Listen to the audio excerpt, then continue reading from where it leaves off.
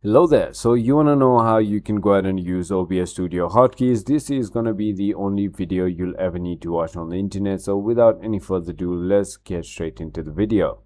First things first, let's understand what hotkeys are. Hotkeys are a combination of keys that you can press in order to basically perform certain kind of actions on your application.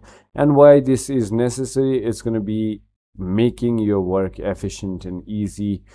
So for example, if you have a lot of hard things to do, you can simply go ahead and put it on a button to go ahead and execute it. It's as simple as that.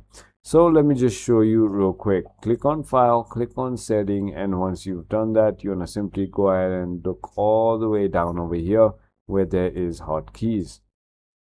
And on hotkeys, now you can go ahead and start adding any keys that you want to. For example, start streaming, stop streaming, stop streaming, discard delay, start recording, stop recording, pause recording, unpause recording, stuff like that. So it's very simple. I hope this video was helpful to you.